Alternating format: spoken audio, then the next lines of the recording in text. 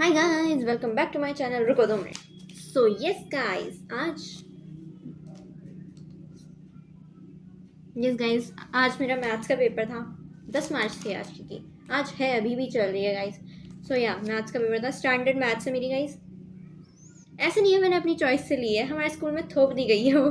So you know guys कि कोई भी बच्चा कुछ भी हो, तुम बाद में मैथ्स लो ना लो, आर्ट्स लो, कॉमर्स विदाउट मैथ्स लो, कुछ भी करो, मैथ्स तो मिलेगी बच्चों। पीसीबी लो, मेडिकल में जा, अभी तो तुम स्टैंडर्ड पढ़ोगे। गाइस, मेरी स्टैंडर्ड मैथ्स थी एंड मेरे को मिला था सेट 2 34-2। ये क्वेश्चन पेपर कोड था मेरा। और क्या बोलते हैं, ये जो था पेपर मॉडरेट टू हार्ड कह लो गाइस, सही था। मतलब एमसीक्यूज वगैरह तो जैसे आती हैं ट्रिकी घुमाने वाले, वैसे आए ही थे बहुत, लेकिन बढ़िया से थे यार। मेरे को मज़ा आ रहा था करते करते। ऐसे वो होता है ना, थोड़ा सा मैथ्स करते करते थोड़ा बहुत इंटरेस्ट आता है कि वाह, एक आंसर निकल गया, दूसरा आंसर निकल गया, तीसरा आंसर निकल गया। लेकिन पहले ही क्वेश्चन इसका इतना, पहला नहीं, दूसरा वाला क्वेश्चन प्रोबेबिलिटी वाला कि अगर हम एक डाइस को थ्रो करेंगे तो एटलीस्ट उस मतलब 2 डाइस को थ्रो करेंगे एक ही टाइम पे, तो एटलीस्ट दोनों जगह पे जो नंबर आए उनका सम 4 हो, तो इसकी प्रोबेबिलिटी कितनी है। पहले मैं उन सब नंबर को लिख रही हूँ, ये मेरी सबसे ज़्यादा बेवकूफ़ी थी। मेरे को डायरेक्ट वो करना चाहिए था ना कि इससे कम वाले जिनके सम है वो, क्योंकि 2-3 ही होते हैं, उनको माइनस कर देती टोटल आउटकम से, जो 36 माइनस था। बट पहले मैंने ये नहीं किया, मैंने बाद में ये किया। गाइज, लेकिन मेरा आंसर आ गया था उसमें 11/12। एंड बाकी क्या, ये जो क्वेश्चन वगैरह तो सही थे। एमसीक्यू उसके बहुत हार्ड थे, लेकिन एमसीक्यू हार्ड तो था। उसमें मैंने सोचा था मतलब 20 मिनट में ख़त्म करूँगी, आधा घंटा हो गया था गाइस। और उस टाइम पे जैसे 20 मिनट के बाद 25 मिनट हो गए, मेरा ख़त्म क्यों नहीं हो रहा, तो उस टाइम पे थोड़ी स्पीड बढ़ा दी थी मैंने। एंड उसके बाद मैंने केस स्टडी की। सेक्शन के बाद मैंने डायरेक्ट केस स्टडी की थी, तो केस स्टडी भी ठीक था कि मतलब वैसे तो थोड़ी बहुत हार्ड लगी कुछ बच्चों को, बट ईजी थी, डायरेक्ट क्वेश्चन थे। मतलब मेरी फ्रेंडाज गाइस, मेरी फ्रेंडाज अगर तुम देख रही हो तो हाय। मैं क्या बोल रही हूँ। गाइस, सेक्शन ई की बात करते हैं। सेक्शन ई केस स्टडी की थी मैंने डायरेक्ट ए के बाद। यूट्यूब की वीडियोस में देखी गई थी, क्योंकि एमसीक्यू में भी टाइम लगता है और उसमें भी टाइम लगता है, तो ऑब्वियसली हमें ए के बाद ई ही करना चाहिए। तो सेक्शन ई जो मैं करके गई थी सही था, ईजी टाइप का ही था। मतलब ये जो एपी नहीं, एप्लीकेशंस ऑफ ट्रिग्नोमेट्री पे आया था एक केस स्टडी 37th वाली, तो उसमें टाइम निकालना था और angle of depression. Last moment में मेरे को याद आया कि भाई एंगल ऑफ डिप्रेशन बनाना होता है, तो उसके लिए ऊपर से ऐसे मतलब डॉटेड लाइन खींचनी होती है, उसके बाद एंगल ऑफ डिप्रेशन दिखाना था, उसके बाद ऑल्टरनेट में वो एलिवेशन में वो एंगल लिखना होता है। भाई मैं भूल गई, मैंने डायरेक्ट ट्राइंगल बनाया और उसमें एंगल लिख दिया। और उसके बाद जब मैं लास्ट में 2 बार रीचेक किया था, जब मैंने पहली बार रीचेक किया, मैंने कहा यार अच्छा याद आ गया, क्योंकि इसके भी आधे मार्क्स कट जाते हैं गाइस अगर आपने किया होगा तो। Feeling sorry for you. But guys, मैं क्या बोल रही थी, तो ये एक आई थी उस पर, एपी पे आई थी, एक आई थी एप्लीकेशन ऑफ ट्रिग्नोमेट्री, और एक ये एरिया रिलेटेड टू सर्कल। ये वाली तो मेरे को सबसे इजी लगी है, ओलंपिक रिंग वाली, क्योंकि डायरेक्ट क्वेश्चन थे इसमें। फर्स्ट वाला था रेडियस निकालना है, भाई तुमने अगर सर्कमफेरेंस दे रखा है तो रेडियस तो डायरेक्ट आ जाएगा। सेकंड वाली में निकालना था एंगल एओबी, इक्विलेटरल ट्रायंगल दे रखा था, लिखा हुआ था उस पूरे पैराग्राफ में, और तुम्हें एंगल एओबी का मेजर पूछा। ऑब्वियसली गाइस 60 डिग्री ही होगा, इतना इजी। भाई 1 मार्क्स फ्री के मिल रहे थे इसमें, तो इक्विलेटरल ट्रायंगल का वो पूछा था। एंड बाकी फिर थर्ड क्वेश्चन था area of shaded region R1, या फिर तुम्हें वो निकालना है length of rope unshaded region में। तो मैंने कहा ये ज़्यादा जल्दी हो रहा है लेंथ ऑफ रोप वाला, क्योंकि डायरेक्ट तुम 8 इंटू, क्योंकि सारे कॉन्ग्रुएंट सर्कल्स है और इसके कॉन्ग्रुएंट वो भी है सेगमेंट वगैरह, तो मैंने कहा यही कर लेते हैं लेंथ ऑफ रोप वाला, तो थोड़ा इजी जल्दी हो जाएगा। तो मैंने 8 इंटू हो गया, एंड वो ज़्यादा जल्दी हो गया था और वो इजी भी था, तो मेरा वो भी आ गया। एंड देन ये तो हो गई केस स्टडी, मतलब सेक्शन ही। उसके बाद मैं करती हूँ उल्टे से, मतलब DCB ऐसे करती हूँ। आगे से मेरे को वो नहीं होता, क्योंकि मेरे को फिर लास्ट मोमेंट के लिए मेरे को टाइम चाहिए होता है। बस ना पूछो गाइस, लास्ट मोमेंट के लिए मेरे को बहुत टाइम चाहिए, मतलब क्या बोलते हैं, सेक्शन डी सेक्शन सी, ये जो 3-5 मार्क्स के क्वेश्चन होते हैं ना, इनके लिए मेरे को टाइम चाहिए होता है गाइस। मैं जल्दबाजी में नहीं कर सकती, मैं कुछ ना कुछ गड़बड़ करके ही आ जाती हूँ फिर। तो इसीलिए मैंने सेक्शन डी से किया। तो सेक्शन डी जो था उसमें ये फर्स्ट वाला जो वो था, क्या बोलते हैं, टेबल थी, उसमें फर्स्ट क्वेश्चन मतलब तो मीन और मोड निकालना था डायरेक्ट, वो निकाल दिया था। उसके बाद 33 क्वेश्चन में था कि 2 ऑप्शन दिए थे, एक quadratic equation in standard form बनानी है इसको, एक वो दे रखा था, इक्वेशन दे रखी थी, और रूट्स निकालने थे। लेकिन मैंने वो नहीं किया, मैंने उससे ऊपर वाला किया, ये क्या था कि 4 मीटर मोर देन, इसमें भी क्वाड्रेटिक इक्वेशन ही था, मतलब वही चैप्टर से आया था ये क्वेश्चन, लेकिन इसमें थोड़ा इजी था। राइट ट्रायंगल था, एक साइड ली थी x, दूसरी 4+x, तीसरी शायद x+2 थी, और उसको निकाल के फिर उसका वो निकालना था, क्या बोलते हैं, सब साइड्स का मेजर निकालना था, और दूसरी वाली में ये करना था कि पेरीमीटर और एरिया निकालना था। तो ये मैंने कर लिया था ए पार्ट इसका। मैंने दूसरा वाला नहीं किया, वो क्वाड्रेटिक इक्वेशन बना के जो करना था, रूट्स निकालनी थी, वो नहीं किया मैंने, क्योंकि वो थोड़ा देख के ही थोड़ा सा हो जाता ना, फ्रैक्शन में है x-2 x+1, मैंने कहा ये नहीं करूँगी मैं। और ऊपर से x की वैल्यू भी दे दी तुमने 3,5 नहीं आनी चाहिए, और मेरी अगर ये आ गई तो मैंने कहा दोबारा करने का क्या फ़ायदा, छोड़ो। तो मैंने वो ऊपर वाला ही कर लिया। एंड देन नेक्स्ट क्वेश्चन था ये ट्राइंगल, यही था ये जो 34th क्वेश्चन था ये था सिमिलर ट्राइंगल्स वाले चैप्टर पे था, तो सिमिलैरिटी प्रूव करनी थी फर्स्ट वाले में। इजी सा ही था ये भी, समझ जाओ, 3 पार्ट्स में था। नेक्स्ट वाले में बीपीटी दे रखी थी, और एक ऑप्शन में था इसमें क्या बोलते हैं, ये 3 पार्ट में था, सिमिलैरिटी ऑफ ट्राइंगल प्रूव करना था, लेंथ ऑफ पीएस, वही जैसे सिमिलैरिटी ऑफ ट्राइंगल के क्वेश्चन आते हैं तो वही था। और इनमें से मैंने ये वाला किया सिमिलैरिटी वाला कि ABC और PQR को सिमिलर प्रूव करना है, ये वो जो भी था ये। एंड देन 35th क्वेश्चन ये था वो, ये सरफेस एरिया एंड वॉल्यूम पे आया था।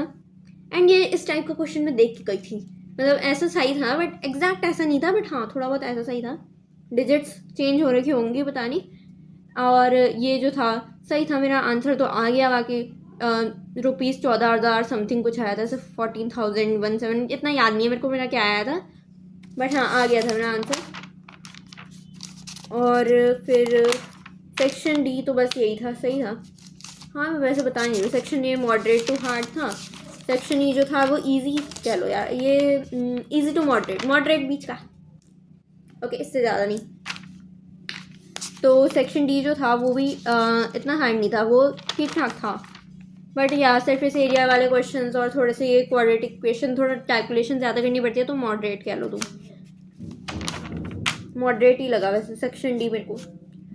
उसके बाद बात करते हैं सेक्शन सी की। सेक्शन सी में फर्स्ट क्वेश्चन था अल्फ़ा बीटा, वही नॉर्मल निकालना था तुम्हें, मतलब क्वाड्रेटिक पॉलिनोमियल बनाना था, अल्फ़ा बीटा तुम्हें दे रखे थे, मतलब कंपैरिजन किया था अल्फ़ा बीटा का, 3α+1 और 3β+1, ये दूसरी क्वाड्रेटिक पॉलिनोमियल के जीरोस थे। तो तुम्हें जैसे करते ही हैं गाइस, तुम समझ जाओ, मैं तुम्हें पूरा एक्सप्लेन करूँगी तो तुम लोग भी बोर हो गए थोड़ा सा, वैसे मैं कर चुकी हूँ, कोई बात नहीं। मैं क्या गई थी। फिर ये जो रेक्टेंगल ABCD, फिर नेक्स्ट क्वेश्चन जो था उसमें डायरेक्ट क्वेश्चन पूछ रखा था, रेक्टेंगल ने अगर सर्कमस्क्राइब कर रखा है एक सर्कल को तो प्रूव करो कि वो स्क्वायर है, मतलब इजी पीजी गाइज, ये तो बुक का क्वेश्चन है, मतलब पैरेललोग्राम था उसमें थोड़ा, बट सिमिलर सा ही है गाइज, एडजेसेंट साइड्स को तुम्हें इक्वल प्रूव करना होगा उसमें, जैसे पैरेललोग्राम में किया था तुमने वैसे ही है डिट्टो। और ये तो हो गया था। फिर उसके बाद 28th क्वेश्चन, प्रूव दैट √2 वाला पूछा था, एक इरेशनल नंबर, और इसके साथ ऑप्शन पता नहीं क्या दे रखा था, LCM HCF जो है इसका 3 नंबर का, और उनमें से तुम ये चेक करो कि HCF इंटू LCM 3 नंबर का इक्वल होगा इन तीनों नंबर के प्रोडक्ट के। भाई इतना अजीब सा क्वेश्चन दे रखा था, मैंने कहा √2 इरेशनल नंबर यही कर लेते, क्योंकि ये तो ऑब्वियसली ये आना ही था √2 वाला, या रूट जो भी नंबर होता है इरेशनल नंबर पे ये क्वेश्चन आता ही है, तो मैंने यही किया, 3 नंबर फ्री के मिल रहे थे तो क्यों मैं इसमें टाइम वेस्ट करूँ अपना। फिर उसके बाद 29th क्वेश्चन जो था उसमें बोला था कि क्या बोलते हैं, नॉर्मल से क्वेश्चन को इन्होंने वो कर रखा था, लीनियर इक्वेशन इन 2 वेरिएबल्स, जबकि 1 वेरिएबल वाले में हो जाते हैं, x ले लेते हैं, मतलब एक को 2x ले लेते हैं, एक को 3x ले लेते हैं, डायरेक्ट तुम्हारा आंसर आता 2x + 3x + 90 = 180 angle sum property से। पर नहीं, इनको चाहिए 2 वेरिएबल में। तो x को मतलब ये सब्सटीट्यूशन मेथड से होगा, एक एंगल ले लो x, एक एंगल ले लो y, तो x/y इक्वल होगा 2/3 के, और उसके बाद वैसे ही करके निकाल लो, और सेम ही आया। मेरे को कन्फ्यूजन हुई थी यार, मेरा मतलब वैसे नंबर्स में नहीं आया 60 40 30, मेरा आया था एक शायद 36 था, एक 54 था। मैंने कहा ये अजीब क्यों आ रहा है, फिर मैंने कहा एक बार चेक कर ली थी लास्ट में, मतलब मेरे पास 15-20 मिनट बचे थे, तो मैंने 2 बार पहले रीचेक भी कर लिया और उसके बाद वो भी कर लिया लिखने का, मतलब वो बोलते ना क्रॉस चेक इस क्वेश्चन को। मैंने कहा सही आ रहा है, चिंता मत कर बहन।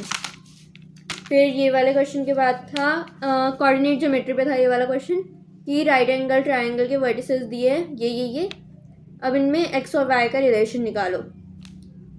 वैसे ही जैसे करते हैं गाइस कि पी क्यू आर अगर राइट एंगल एट पी पे था तो मतलब जो क्यू आर का स्क्वायर होगा वो P Q plus R Q वो आर पी के इक्वल होगा, आर पी के स्क्वायर के इक्वल होगा।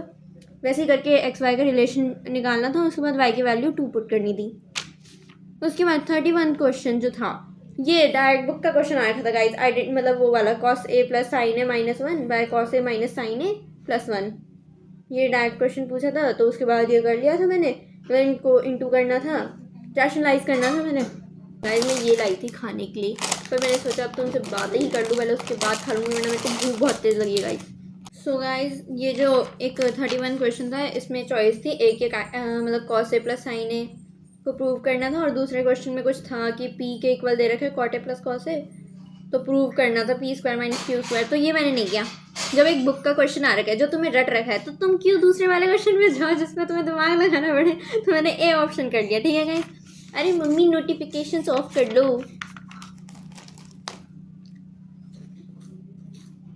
एंड गाइस बधाई हो, इंडिया जीत चुकी है। ये तो कल बोल दिया था तूने। वो मैंने व्लॉग में नहीं बोला ना। यस गाइस इंडिया जीत चुकी है एंड पार्टी तो मुझे, मैं इंडिया की हूँ। आप हो तो क्या हुआ, मैं भी तो इंडिया की हूँ। मैंने पहले ही बोला, तुमने मुझे कमेंट करके नहीं बोला कि इंडिया जीत चुकी है बधाई हो, तो मैं बोल रही हूँ तो तुम पार्टी दो मुझे। मजाक कर रही हो गाइस, सब्सक्राइब कर दो मेरे, वही खुशी की बात होगी, मैं उसी में खुशी मना लूँगी। हाय खुशी। Okay guys